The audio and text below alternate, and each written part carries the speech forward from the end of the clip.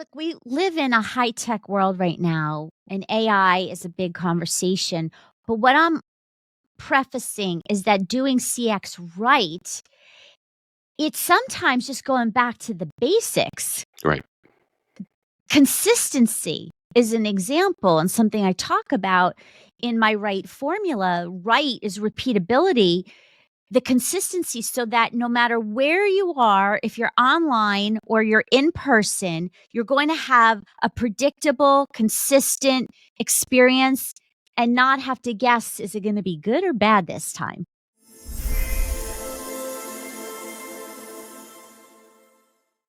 Hi, everyone, and welcome back to Your Customer, Your Success. Today, we are thrilled to welcome an extraordinary leader in customer experience, Stacy Sherman. As an award-winning keynote speaker, author, trainer, and advisor, Stacy has transformed customer experience strategies across diverse industries, from telecommunications giants like AT&T and Verizon to what must have been a rather interesting CX challenge, an elevator company.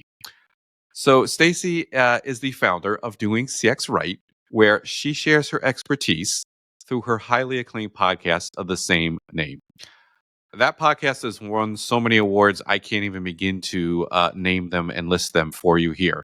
But more importantly, what I wanted you all to know is that podcast is one of my main inspirations for doing this podcast. So this is a very special episode for me to have Stacy on to talk to you. And my initial introduction didn't really do her justice. I'll be honest with you, I was working on about 2 hours sleep and I didn't want to cancel on her. It was so important to have her on the show and have her get her message out to all of you as well. So I am absolutely thrilled now to take you to my discussion with the amazing Stacy Sherman of Doing CX Right. Thank Welcome to the you. show. Thank you so much. I appreciate, and to the audience listening, I did not pay him to say that. You not at all, but we've your show. Not only has it taught me so much about CX, but doing a podcast, right? So maybe we'll get to that in a little bit. But I kind of stress about my first question. I overthink it a little. I want to get the show off right, but easiest opening question ever. Okay, for you, it's so simple. What does doing CX right mean to you? Mm. So it is about a journey that people go through to learn about a brand. Typically, that's a marketing role. Learn, buy, get, use, pay, get help. Get help, customer service, as it's known. And so it's an entire journey that people go through, and all those micro moments, individually and in totality, that make people want to come back and talk positively about you and refer or not. Or not. And so let's talk a little bit about who's doing it right these days and maybe who's doing it wrong. Yeah, so there is so much to say about the journey and how you measure and how you know if you're doing it right or wrong. And so much of that is part of my framework. To your question, who's doing it right? There's a lot of great examples. And one of my favorites I talk about is Trader Joe's, a local food chain, because they go up and beyond, and they've designed the customer journey with such intentionality to be fantastic. From the moment that you walk into the store to finding what you're looking for. When I ask somebody in Trader Joe's, where is those fabulous chips that you have? And other stores would just point you to some row that you're guessing where that is. Right. Trader Joe's staff will take you to the item and open the bag so you can taste it. And I'm like, no, you don't have to waste it on me. And they do. And they want to make sure that you're really happy. But that's not it alone. My entire journey in the store, never mind before and after, never mind the product being fabulous, the different items that they offer, but even the offboarding, as we would call it, the outboarding, where I'm checking out at the register and one of the staff members says, It's raining outside, and I notice you don't have an umbrella. Allow me to walk you to your car with my umbrella." And I'm looking at her like with 5 heads. And what I realized, and she did walk me to my car, Mhm. that she was empowered to deliver excellence. She wanted to, she cared. But the key thing, as I mentioned, empowered, because a lot of times the workforce has to ask permission or Right. go to a boss or doesn't even think about it. Yeah, right. And you know what? It's funny that you say that because I just had this experience yesterday. I was in Boston for a meeting, a breakfast meeting, and my T pass, my Charlie card had expired. In Boston, it's a card. I had that thing for 10 years and it finally expired. And I was late for my meeting, so I ran and I walked. And going back, I had the time to get a new one. But in the old days, you used to have to go to the person in the booth, and get the actual card, and only in select places. Well, now you can get it in the machine. But I had no idea. And there's a bunch of guys just kind of standing around with their arms folded, and I'm like, where do I get a new one of these? And he's, oh, come here. It's right in the machine. Oh, you can use the machine now? He went to the machine. He did the whole thing for me. Other than he says, okay, now you got to put your credit card up there. I put the phone up and I paid for it. He got the whole thing. He paid, handed it to me, and he said, "Where are you going?" I said, "Well, I know where I'm going because But make sure down to the right, whatever." Just fabulous. And for the T, which is not actually known for their customer journey excellence historically, I was wow. Somebody's teaching somebody to do things right. Pardon the pun, but pun intended. It was amazing. But what a difference, you know? And there was 2 or 3 people that did the same kind of thing, just getting on the train, pleasant, happy to see you. And I hadn't been in town in quite a bit, but I was like, this was great. I was pleasantly surprised. Look, we live in a high tech world right now, and AI is a big conversation. But what I'm prefacing is that doing CX right, it's sometimes just going back to the basics. Right.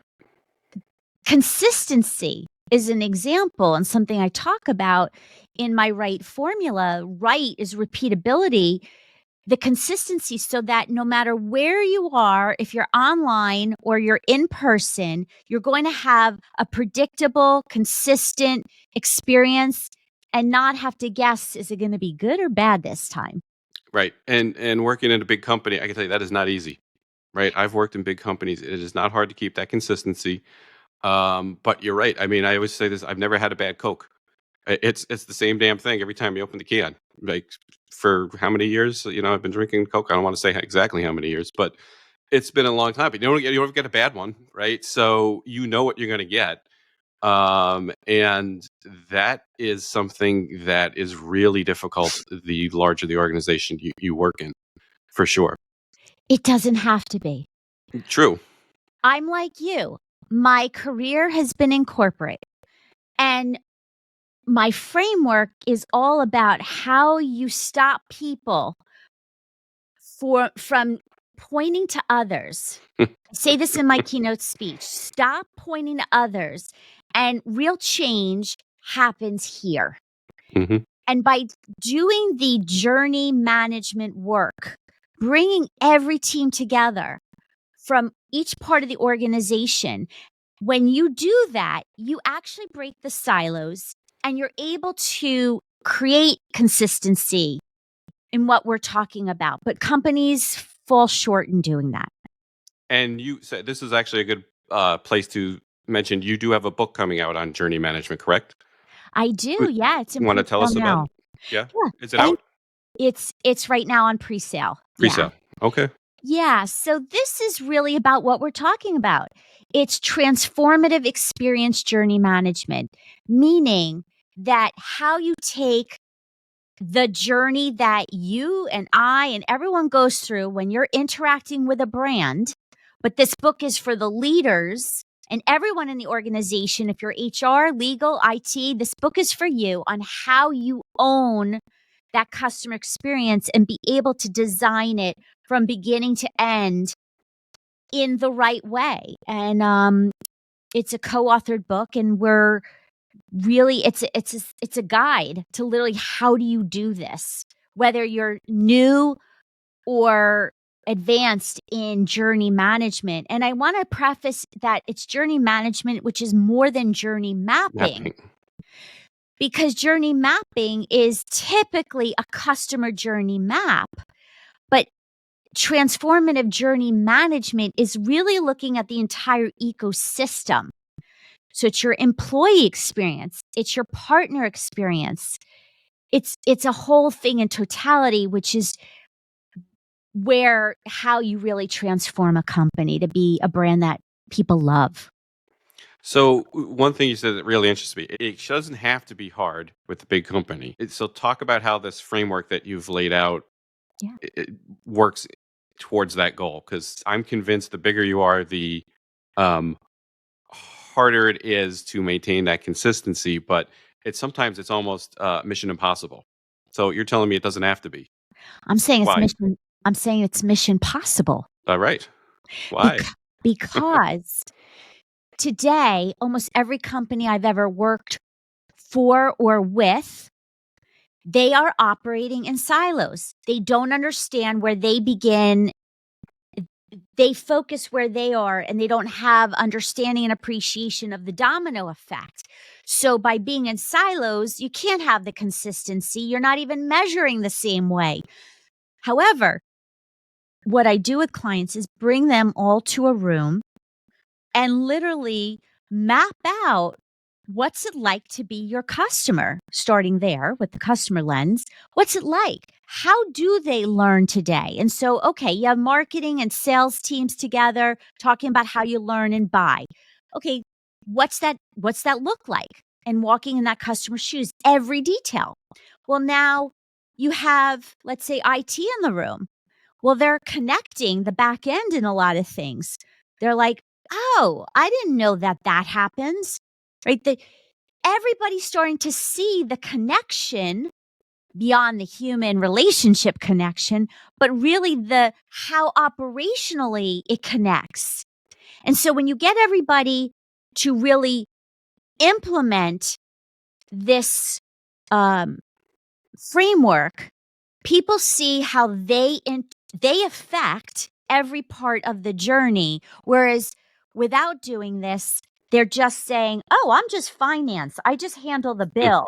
And they don't realize, "Oh no, you are bigger than that." Yeah, and no, we've talked about this before, right? Because a lot of that has been my role historically, is bringing those teams together to provide a kind of cohesive unit and deliver on what we promised to my clients. And the challenges, though, we say this all the time, and I've talked to you about this before. I'm all for breaking down the silos, but sometimes you need those silos. So they're not going anywhere, right? You need now. It's a little different when you call something a silo, but the point is, in some, especially these large organizations, you have to have that separation, and you have to have that specialization, and even the functionalization. And I've talked about being over functionalized before, but you have to have it. So that's what makes this, I think, more of a challenge the larger you get, because you're going to have those silos. You're never going to get rid of them. That's you. So I know we say break down those silos, but they're there and you have to deal with them. So to me, it's more about managing those silos and that internal communication than anything else. Yeah, you bring up a great point, and I want to dig a little deeper into that because, yes, silos are there where people don't step on each other's toes and there's not chaos in, oh, who does what. But what we're saying here is that while you have people with clarity on what they do in terms of their job functions, the collaboration and the communication flow cannot be siloed. Right. They have to flow seamlessly so that the end customer gets the same answer if they're talking to customer service by phone or chat, which the airlines fail miserably at. And even marketing, they come up with a promotion, which I'm a marketer, so I'm talking about my past teams. We come up with an offer, but guess what? Customer service doesn't get the memo, and I've been there too. So therefore, the customer calls and says, "Hey, I saw that offer you had in an email campaign you sent me. I want to redeem that. I'm having trouble with the promo code on the e-commerce site." And the rep says, "I don't know what promo code you're talking about." frustration. Mhm. No. It yeah. I think the internal communication is the biggest barrier, I think, for organizations to overcome, and I think it is a killer. It's across the board, not well done, in many, many companies in many different industries. I've had a number of guests actually say the same thing, and so let's actually talk about that a little bit. I think a lot of that is, um, just what you say, stay in your lane, right? People feel like they have to stay in their lane and it's tough to speak up. Let's talk a little bit more about the employee engagement and leadership. To me, this comes down to leadership, right? How can leaders create that environment where the employees feel safe sharing their perspectives? Because, sometimes you have to be the one raising your hand saying, right? Something's not working. And that sometimes is frowned upon, right? Yes, you and I have had many conversations about this. And it's true. It comes down to your internal teams and leadership and creating a psychologically safe environment to speak up. But the individual also has to know when to speak up. It's a two-way street, Right. just like mentorship is a two-way street. And it's the kind of culture that embraces people to share their opinions and their thoughts and welcome that and showcase the great ideas and allow people to do that without shunning them for any reason. I also believe that customers are often praising people. You'll see it in social media or customer service calls. They'll say people by name that really helped them. And this is a tactic that companies don't do enough of, is Mhm.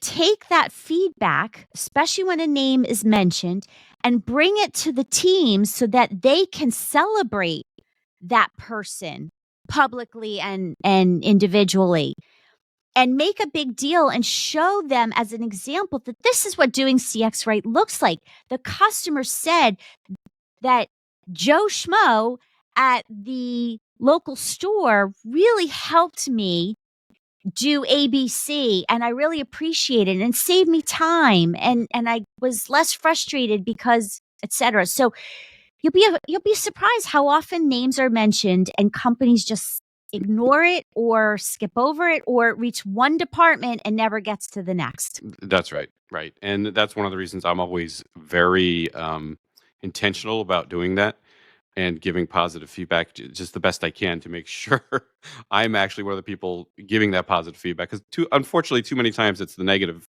comments that get communicated, not the positive. Completely agree. So let's bring this journey management kind of full circle. What I like to do is take everything we've been talking about and come up with an example. Do you have an example, either from the book or from your work with clients and your speeches? An example that illustrates how this journey management framework can really make an impact. Yes, we would need a lot of time, but I'll give you just a glimpse of honing in on what we talked about in terms of how to really know your customer from the journey management lens. And there is a right way to do it. And so let me just paint a picture as so someone could sit with their team and whiteboard this. And if they get stuck and obviously need to go deeper, well, call me. So let's see, you're a company that is coming up with a new product. Let's call it, I don't know, let's say AirPods. All right, we'll give a plug to Apple. So the team would come together across the entire department and they would say, okay, well, how is anyone going to learn about this new product? Well, it's going to be all over social media. We're going to use influencer marketing. We're going to have it on our website so that people can do research and read more about it. We're going to have a couple paid ads. We're going to showcase it at an event. right? There's all different ways that people become aware and learn about your product.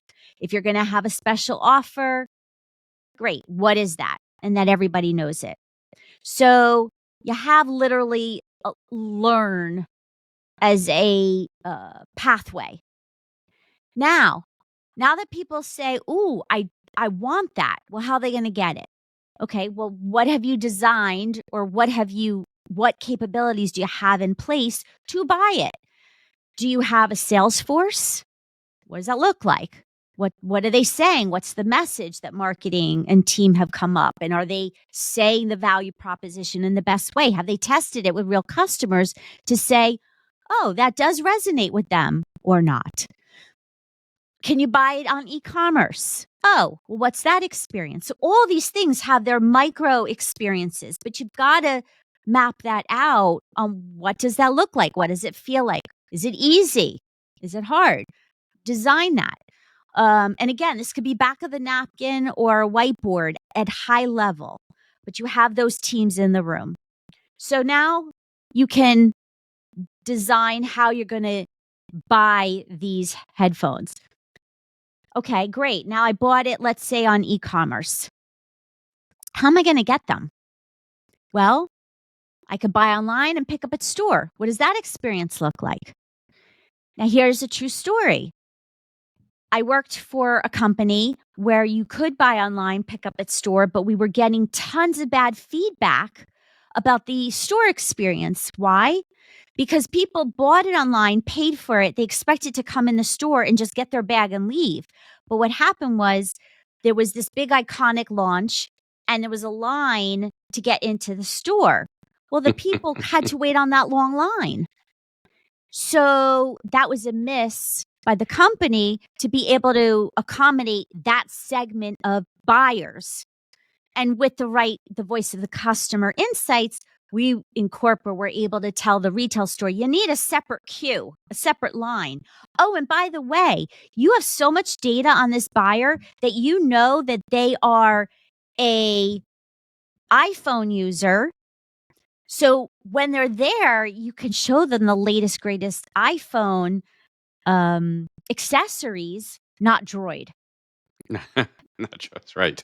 Okay. So you got a lot of ways to personalize their pickup and benefit them and yourself. All right. Going along the journey. So you get how you're going to get your product. And there's so many facets to that. So you get it, you use it, you get stuck. What happens when you get stuck? Pay. You get a bill. Well, is it clear? Is it confusing? What do you do when you get stuck and the bill's wrong, right? There's an experience around that.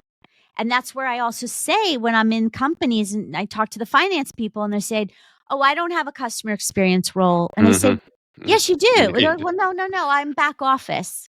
Okay, let's sit down and let me explain to you how much you impact. Because guess what? If you learn and buy and get and use really well, but paying your bill is a pain point, they'll leave. Right. The rest of the journey doesn't matter. And then, of course, service. And that's a whole nother hour. But the whole thing in totality is where people can literally design what that is. And then how are you going to measure that it's working well and you're delivering on the promise? That's another layer. And that is that actually was the next layer. That was amazing. Thank you. But it never ends, right? So you've got to keep measuring it and keep analyzing and keep refining that process. That's the value and the power in it. Yes. So quickly on metrics, we could take forever on it, and I want to get to a few other things.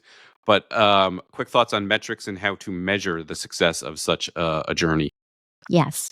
So if a company is not doing any measurements today from the CX perspective, NPS is a lovely metric to begin. You know, if people are going to recommend your company or your product, it's good insights. Clearly, you need to know why they will recommend or not. If they're going to recommend, give them a way to recommend. If they're not going to recommend, well, dig further and understand why, and don't do it when their contract's just ending. Right. We can spend an hour on that too. Oh, yeah. Satisfaction, my belief, it's not good enough. True. It's mediocre. Right. So I like other metrics that are, one is clearly effort. How easy or difficult along the journey is it to get helped? How easy or difficult is it to pay your bill? How easy or difficult was it to pick up your item at the store? Because I just talked about the queue and how Mhm. long of a line and painful it was, right?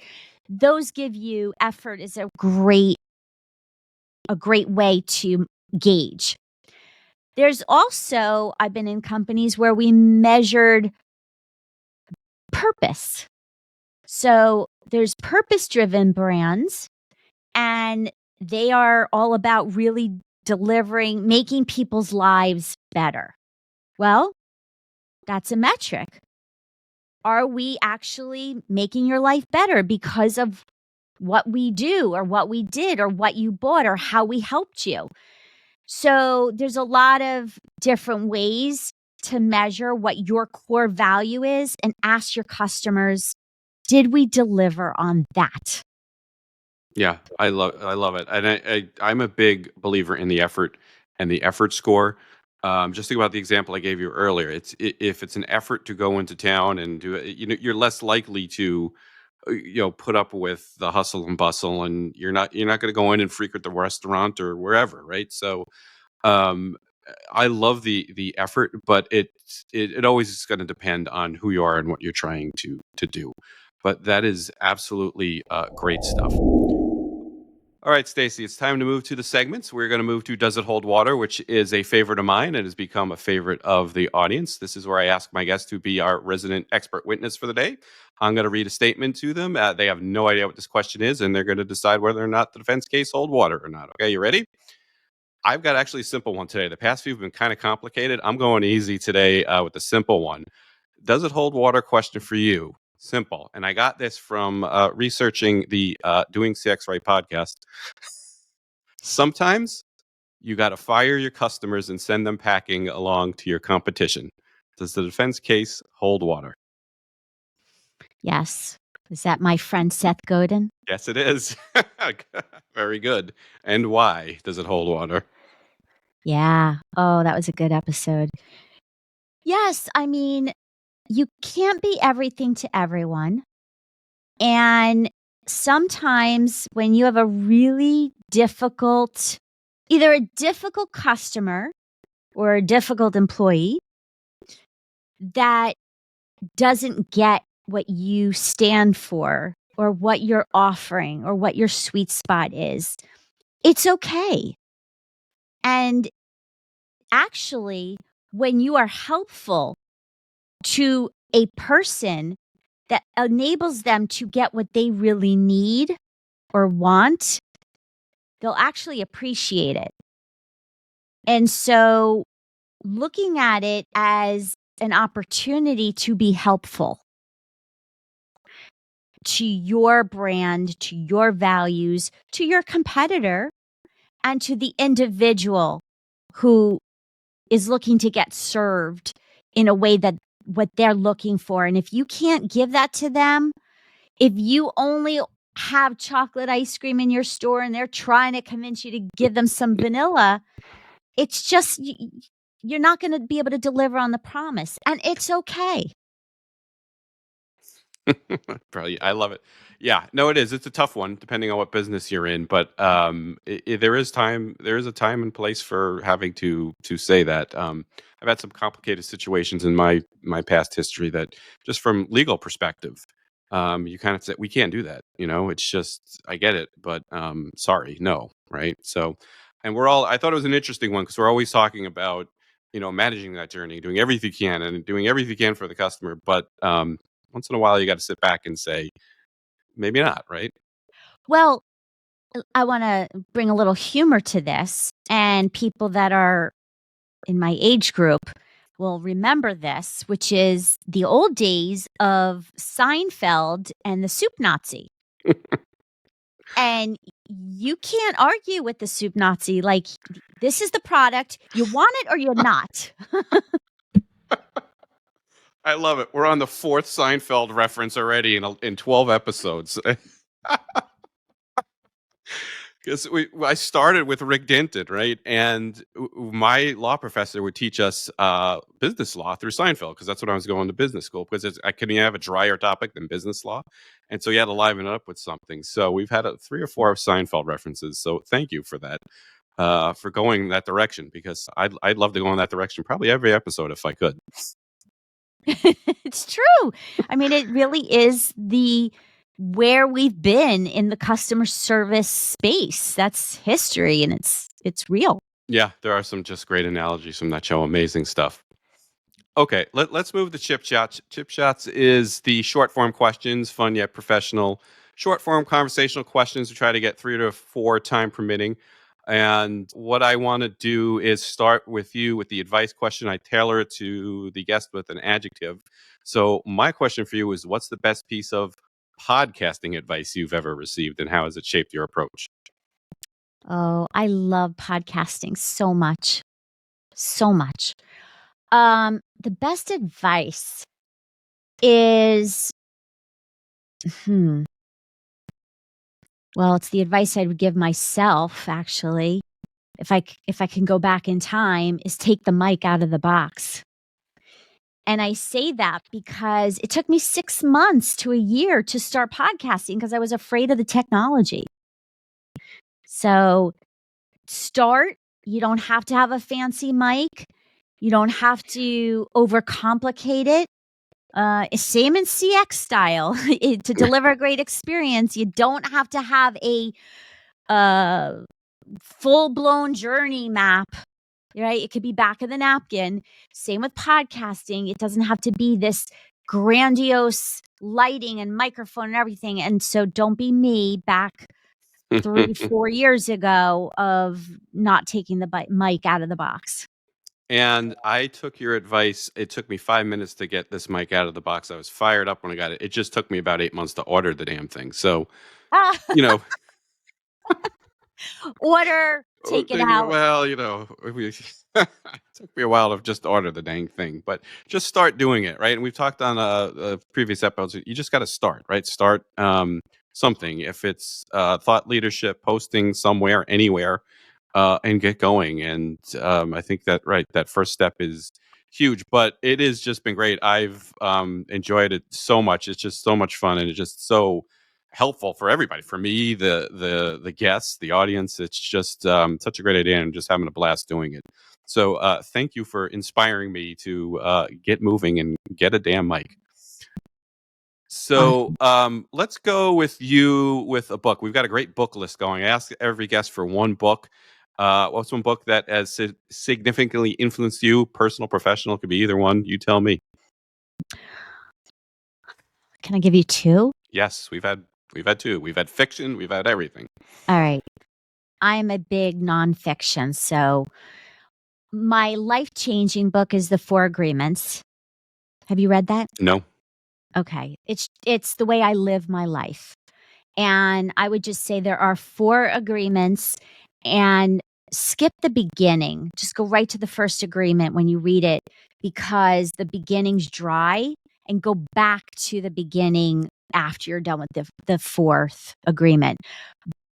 And I don't want to ruin the agreements, but I would just say that each agreement is its own. So you could read one, put it away, put another one, or Audible. But it's how I live my life personally and professionally. And I believe that, well, I'll tell you the agreements just so that it makes sense. And let's see if I memorize them well. So it's, don't take anything personally. Be impeccable with your words. Don't make assumptions, and always do your best. And each of those have a lot behind them. But it is really how I practice every day. So that's one book. I highly recommend. Mhm. The second thing is I recently read The Gaps and the Gains by Dan Sullivan. And I love that book because it's very easy right now, especially in the political world that we're in the chaos that we're in, to constantly see the negative, what he calls the gaps. And so reading this book, when something's icky going on, I'm able to see my brain and hear myself say, nope, I'm going to turn that gap into looking at it as a gain. And he talks about measuring backwards. So a lot of times it's like, well, we're looking at how far, like, the goal is over, all the way over there and how far we have to get to. But you know what? If you look backwards at how much you've done, there's so much gain that you've had. So there's so much gaps. The Gaps and the Gains is really a very moving book. And if you couple that with Mel Robbins' Let Them theory, you're whole. You're whole. Nice. That is the second Mel Robbins Let Them theory reference or recommendation we have. And the first was from Simona Costantini. Ah, yes. So Mel's leading the league in recommendations. So she'll be happy to know that, I hope. All right, that is a great one, but awesome. Yeah, this list is getting good. I think I'm gonna put a list together and start posting it. All right, I want to get this one for you because I'm really curious to see how you answer this one. If you could spend a day shadowing a leader or professional in any industry, who would it be and what would you hope to learn?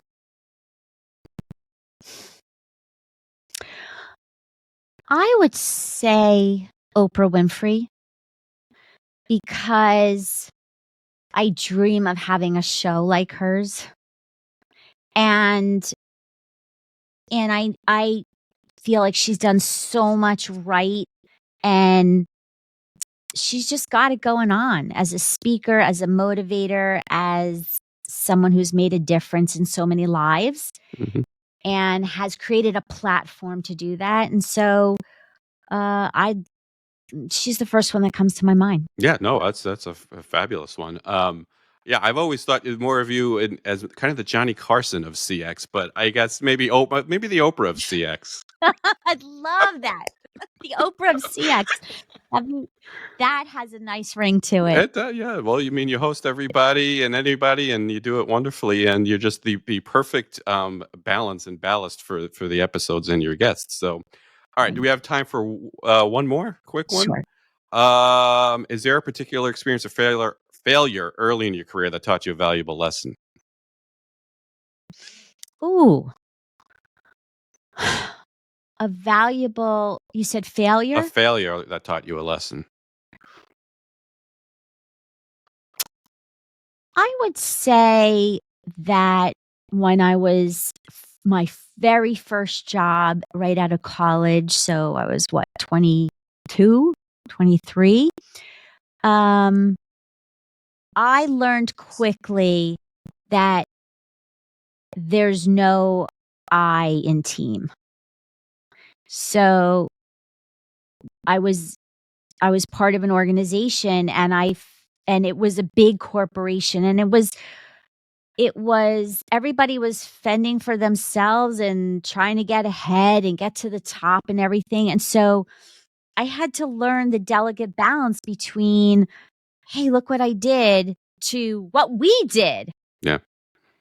And learn how to be in the political corporate place. So I just learned quickly that I think there must have been one time I said I did something, and I did, but the team didn't react well to that. And so I just learned very fast never to say I in corporate. We. We. Nice. Brilliant one. Very nice. Stacy, I can't thank you enough for being on the show. This has been great. Before we go, can you let the audience know where they can find you and everything that you do? Thank you. Yes. Speaking of it's doing CXRight, RIGHT.com. And CX obviously stands for customer experience. So doing CX Right. And on there, you'll find my links to my 2 LinkedIn courses on these topics. My book on Amazon that's coming, it's in pre-sale now, and my ways to contact me for help, whether you need a speaker, whether you need advising, a media partner, and or just to chat because you're stuck. And don't forget that podcast. Oh my goodness, how do I forget the podcast? And also I'm on LinkedIn the Yeah. most. I'm on all social media channels, but every day I'm trying to give some gems on LinkedIn. Awesome. Stacy, it has been a pleasure. Thank you so much for joining us. And please come back sometime soon. I'd love it. Thank you. Appreciate you. Thanks, everybody. We'll talk to you real soon. Bye for now. That's a wrap. Thank you so much for tuning in today. We hope you found something insightful that will enhance your experiences and drive your success. If you enjoyed the episode, please leave a review and share your thoughts to help us improve the show. Don't forget to head on over to marracxhub.com for more ways to connect with me and learn more about experience management. Until next time, I'm Gary Marra, working hard for your customer and your success.